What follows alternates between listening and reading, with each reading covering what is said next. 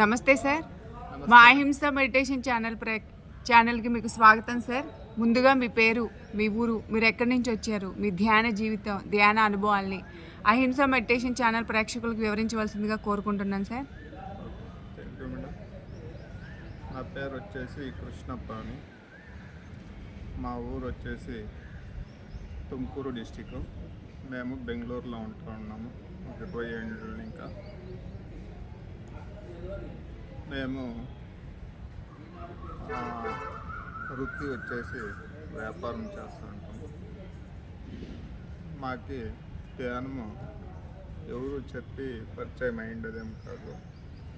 Covid first time Covid entry అయినప్పుడు నేను ఇట్లే యూట్యూబ్ సెర్చ్ చేస్తూ ఉంటే పత్రి సార్ ఫోటో కనిపించింది. కానీ ఏంది అదేమో ఇందామో అని ఒక 20 మినిట్స్ వీడియో ఉంది. ఆ వీడియో విన్న తర్వాత నా అన్ని ప్రాబ్లములకి నాకు సొల్యూషన్ కనిపించే అప్పుడు ఇంకా నేను మెడిటేషన్ స్టార్ట్ చేస్తే మెడిటేషన్ చేస్తూ నాకు ఎన్నో అనుభవాలు అయితా వచ్చాయి. సూక్ష్మ శరీరయాన్ని మరియు ఈ టెలిపతి అనే అనుభవాలు. రోజుకి ఎన్ని గంటలు ధ్యానం చేస్తారు సార్ మీరు? నేను రోజుకి సాయంత్రం 2 అవర్స్, పొద్దున్నే 2 అవర్స్, 4 అవర్స్. మెడిటేషన్లోకి వచ్చాను. ఎన్ని ఇయర్స్ అయింది సార్ ఇప్పుడు? నేను అదే ఫస్ట్ కోవిడ్లో వచ్చారు కరోనాకి. 5 ఇయర్స్ అయింది. మీకు ధ్యానం చేస్తుంటే మీరు చక్కగా అన్ని లోకాలు తిరిగి రావడం, అవన్నీ మీకు తాడా యాక్టివేషన్ జరగడం, అవన్నీ మీరు స్వంతంగా మీ స్వానుభవాలు ఏమన్నా ఉన్నాయా సార్? ఎగ్జాంపుల్కి ధ్యానం ద్వారా అనుభవాలు అంటే నేను ఒక 108 రోజులు ఉపవాసం చేస్తాను. ఓన్లీ రా ఫుడ్. ఓకే. అది రా ఫుడ్ కూడా ఒకే టైం 24 అవర్స్లో ఒక టైం మాత్రం రా ఫుడ్ తీసుకుంటుంది. అప్పుడు భోజనం లేక మనిషి యావతర బతుకుతాడు అని నా స్వ అనుభవంతో నేను ఆ అనుభవం పొందినట్ల మిమ్మల్ని మీరు చెక్ చేసుకున్నారు. మనిషి ఆహారం లేకపోతే జీవించగలడా లేదా ధ్యానం ద్వారా బతకగలడా అనేది మీరు ఎనర్జెటిక్గా ఉంటుంటే ఏ ఒక్క దానికి లోటు లేక అంత ఎనర్జెటిక్గా ఉంటుంటే సాధన అంత బాగా కుదురుతూ ఉండే. రా ఫుడ్ అంటే ఏమేమి తీసుకునేవాళ్ళు సార్? ఒక పిటుకుడు వచ్చి శనగిత్తులు, ఒక 4 ఇంకా ఒక 5 ఖర్జూర, పచ్చి శనగలు, ఖర్జూర, పల్లీలు అంటారు కదా, ఆ శనగిత్తులు నానబెట్టి తీసుకునేవాళ్ళు. ఏం లేదు, పచ్చివి అంతే. పచ్చివి తినేస్తుంటే అంతే. ఎనర్జీ మాత్రం ఇట్లే ఉండేది బెటరు అంట.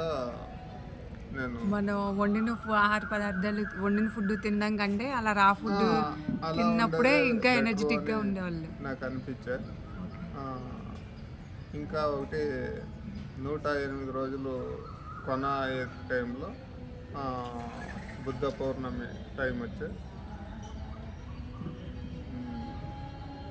నేను లాస్ట్లో ఒక 10 రోజులు మౌనము చేస్తాను. రంగట్లో మౌనమును చేస్తే ఆ మౌనం చేసేటప్పుడు నేను పిరమిడ్ వ్యాలీకి పోతాను బెంగళూరులో. ఆ పిరమిడ్ వ్యాలీలో ఆ 10 రోజుల్లోనూ వాన జడి పట్టుకోండి. నేను అకామిడేషన్ తీసుకోండి కదా, ఆ రూమ్తో ఇంకా పిరమిడ్కి పోవాలంటే కరెక్ట్గా ఆ టైంకి వాన నిలిచిపోయింది. తిరిగి నేను పిరమిడ్లోగా ఎంట్రీ అవుతున్నట్లే తిరిగి స్టార్ట్ అయిపోయింది. ఆ, అది పిరమిడ్ వచ్చేసి రాత్రి 10 గంటలకు క్లోజ్. ఆ 10 గంటల్లో తిరిగి మళ్ళా రూమ్కి రావాలంటే కరెక్ట్గా ఆ టైంకి వారు నిలిచేది. తిరిగి రూమ్కి చేరుకుంటున్నట్లు స్టార్ట్ అయ్యింది. సిక్కపట్టేవాళ్ళు. అది ఒక దినం కాదు, 2 దినాలు కాదు, 10 రోజులు ఆ కంటిన్యూ 10 రోజులు సేమ్ అదే తరగా నాకు జరిగింది. నేను అప్పుడు నమ్ముతే ప్రకృతి మాత అంటే మేము కరెక్ట్గా ఆ ప్రకృతికి కనెక్ట్ అయితే yes. యావతర స్పందిస్తుంది, యావతర మనకి హెల్ప్ చేస్తుంది అని అనుభవపూర్వకంగా తెలుసుకున్నారు నేను మీరు. తెలుసుకున్నాను. 10 రోజులు కంటిన్యూస్గా వర్షాలు పడితే మీరు ఏ టైంకి అయితే బయలుదేరతారో ఆ టైంకి ఆ టైం ఆగిపోయింది. కరెక్ట్గా పిలిచిపోయేది. నేను పోయిన తర్వాత స్టార్ట్ అయ్యింది. మీరు బై బర్త్ శాఖాహారులా లేకపోతే సార్ ఇలా మెడిటేషన్ తెలుసుకున్న మేడం నేను పుట్టుకతో మాంసాహారిని. ఓకే. మా ఫ్యామిలీ అంతా మాంసాహారిని. కానీ నాకేమో చిన్నప్పటి ఇంకా ఏదో ఒక రకంగా తిన్నాను అంటే ఒక వారం మనిషి అవుతుంది. ఒక కడుపు నొప్పి, ఒక వేరే ఏమన్నా సమస్య, ఏదో ఒక హెల్త్ ఇష్యూస్ వచ్చాయి మీకు. చాలా హెల్త్ ఇష్యూస్ వచ్చేవి. అది తినకపోతే ఆరాంగా బాగుంటుంది. అట్లయ్యి ఇదే కాడుతూ ఉండే యాళ్ళు ఇట్లు జరుగుతూ ఉంది అని తెలుసుకుందాము అంటే చెప్పేవాళ్ళే ఉండడు. కానీ ఒకసారి షిరిడికి ఫ్రెండ్స్ మేము అంతా షిరిడికి పోతుంది. అతను పోయి వచ్చినప్పటి నుంచి అదేమి నాకు అర్థమైనా ఏమో నాన్ వెజ్ ఇంక ముట్టుకూడదు అని ఒక 15 ఏళ్ళ తర్వాతనే నేను నాన్ వెజ్ వదిలేస్తాను. మీ ఫ్యామిలీ మొత్తం మెడిటేషన్ చేస్తారా సార్? ఇప్పుడు అందరూ చేస్తూ ఉన్నాము. అందరూ ఫ్యామిలీ అంతా శాకాహారీలైంది. మీ నేటివ్ ప్లేస్ ఏంటి సార్? నెగిటివ్ అదే ఇప్పుడు బెంగళూరులో ఉన్నాం. బెంగళూరు. అక్కడ బెంగళూరులో చక్కగా బుద్ధ పిరమిడ్కి బాగా అకేషన్స్ చేస్తారు కదా, బుద్ధ పౌర్ణమి. అదొకటే నా పిరమిడ్ ఇంకా ఉన్నాయా సార్ బెంగళూరులో ఉందాం మేడం. ఆడాడాడు ఉంటాయి, వాళ్ళు ఇంటి దగ్గర కట్టుకోండి. మీరు పౌర్ణమికి అమావాస్యకి అలా మెడిటేషన్ చేస్తూ ఉంటారా? పౌర్ణమి ధ్యానం, అమావాస్య ధ్యానం. ప్రతి పౌర్ణమికి అతకైనా ఒకసారి పోతాము, ఆ సాధన చేసుకుంటాము. ర్యాలీలు చేస్తూ ఉంటారు సార్ బెంగళూరులో? మేడం ర్యాలీలు చేస్తూ ఉంటారు, శాకాహార ర్యాలీలు ర్యాలీలు అవుతా ఉంటాయి. పార్టిసిపేట్ చేస్తూ ఉంటారు. ప్రతి నెలలోనూ యావదో ఒక సండే ర్యాలీలు అవుతూ ఉంటాయి. ఎవ్రీ మంత్లో ఒక సండే ర్యాలీ పెడుతూ ఉంటారు సండే బెంగళూరు. కన్ఫర్మ్. మినిమం ఎంతమంది అటెండ్ అవుతారు సార్ ర్యాలీకి? ఒక 400 మంది, 500 మంది ఈ తర 400-500 మెంబర్స్ అటెండ్ అవుతారు. ర్యాలీలో అటెండ్ అయినప్పుడు మీకు ఎనర్జీస్ ఎలా, మిమ్మల్ని మీరు చెక్ చేసుకుంటే ఎనర్జీస్ ఎలా అనిపిస్తాయి పార్టిసిపేట్ చేసినప్పుడు? మనము ఒక మంత్ సాధన చేస్తే ఎంత ఎనర్జీ వస్తుందో ఒక ర్యాలీలో పాల్గొంటే అంత ఎనర్జీ వస్తుంది. అది నేను బాగా గమనించిండు. అంత ఎనర్జెటిక్గా ఉంటాం. బుక్స్ ఏమైనా చదువుతారా సార్ మీరు? బుక్స్ చదువుతాను. మీకు నచ్చిన బుక్ ఒకటి ఏమేమి చదువుతారు? లోక్సాంగ్ రంపది, మరణం లేని మీరు చదివినాను. తర్వాత బద్రీశ్వర్ రాసిండేది తులసి దళం చదివినాను. తులసి దళం చదివినాను. ఇంకా సన్న పుట్ట బుక్లు గైడ్ చేస్తాను. మీరు చదివిన పుస్తకాల్లో మీకు బాగా నచ్చిన పుస్తకం ఏంటి సార్? మరణం లేని మీరు. దానివల్ల నేను ఇన్స్పైర్ అయ్యి జీవితంలో ఇది మనకు ఉండాలా అని అర్థమయ్యా. ఈ తరనను ఉంటుందా అని ఒక తరం మిరాకల్ అనిపించారు. పత్రిసర్ రాసిండే తులసి దళంలోనూ అన్ని కోణాల్లోనూ చూసిన మంచి మంచి పాయింట్లు రాసి ఇన్స్పైర్ అయ్యింది.